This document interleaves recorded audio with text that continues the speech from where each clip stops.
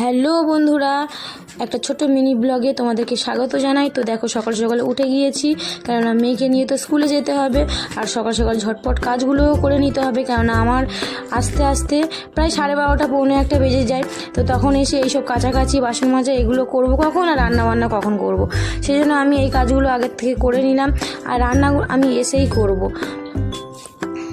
তো চলো ছাদে জামাকাপড়গুলো মেলতে দিতে হবে। আর দেখেছো তো কেমন প্রচণ্ড রোদ্দুর পড়েছে, আমি তো ছাদে সব জামাকাপড়গুলো মেলে দিলাম, আর এদিকে ক্লিপ দিয়ে দিচ্ছি, কেননা হাওয়ায় উড়ে পড়ে যেতে পারে, সেই জন্য ক্লিপ দিয়ে দিলাম। তারপরে এসে ব্রাশটা করে নিলাম, নিয়ে ফ্রেশ হয়ে নিচ্ছি।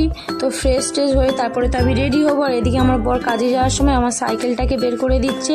তো দেখো সাইকেলের মধ্যে আমি চেয়ার বেঁধে আমার মেয়েকে নিয়ে যাই, আর আমার বর কাজে যাওয়ার আগে আমাকে টাটা করে দিয়ে চলে গেল। তা এরপরে তো বিছানাটা গুছাতে হবে। চলো বিছানাটা ঝটপট গুছিয়ে ঘর ঝাড় দিয়ে ঘর টর মুছে নিয়ে তারপরে আমি মেয়েকে এবারে আনতে যাব। মেয়ে তো কাকিমাদের বাড়িতে ঘুমিয়েছে, মেয়েকে নিয়ে এসে দুজনে ঝটপট রেডি হয়ে নিলাম।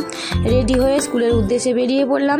স্কুলে পৌঁছে গিয়ে মেয়েকে ঢুকিয়ে দিয়ে তারপরে আমরা একটা জায়গায় বসি, সেখানে এসে বসে সবাই মিলে মুড়ি, চানাচুর, ঝুড়ি ভাজা সব কিছু নিয়ে খাচ্ছিলাম, কেননা সকালবেলা তো খাওয়ার সময় পাইনি, সেই জন্য মুড়িগুলো খেতে খেতেই দেখি ছুটির সময় হয়ে গিয়েছে। তো মেয়েকে স্কুল থেকে বের করে নিয়ে ড্রেস চেঞ্জ করিয়ে দিলাম, কেননা প্রচণ্ড গরম পড়েছে, রোদ্দুরও পড়েছে তেমন।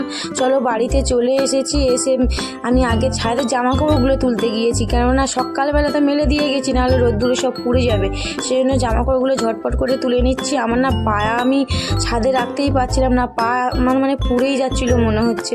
তারপরে ঝটপট করে জামাকাপড়গুলো তুলে মেয়েকে স্নান টান করিয়ে ওকে খেতে বসিয়ে দিয়েছি দুধ ভাত, আর আমি খেতে বসেছি পান্তা খাচ্ছি, কারণ আমার বর তো আজকে খেতে আসবে না, ওই জন্য ভালো আমার রান্না করবো না, পান্তা খেয়ে নিই। আর ভাগ্যটা কতটা খারাপ দেখো, পান্তার হাঁড়িটা আনতে আনতে পুরো উল্টে গিয়েছিল সব, আর সেই ভিডিওটা করা হয়নি।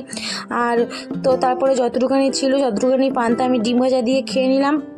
আর অনেক কাজ বাকি আছে, তো চলো মেয়েকে তারপরে ঘুম পাড়াবো, আরও অনেক কাজ বাকি আছে, কাজগুলো আমি করে নিই। ততক্ষণে তোমাদের যদি আমার ভিডিওটাকে ভালো লাগে একটু সাবস্ক্রাইব করে দিও, লাইক করে দিও, আর কমেন্ট করে দিও। তো টাটা, আবার পরবর্তী একটা ভিডিওতে তোমাদের সাথে দেখা হবে। ততক্ষণ পর্যন্ত তোমরা খুব ভালো থেকো, সুস্থ থেকো, বিদায়।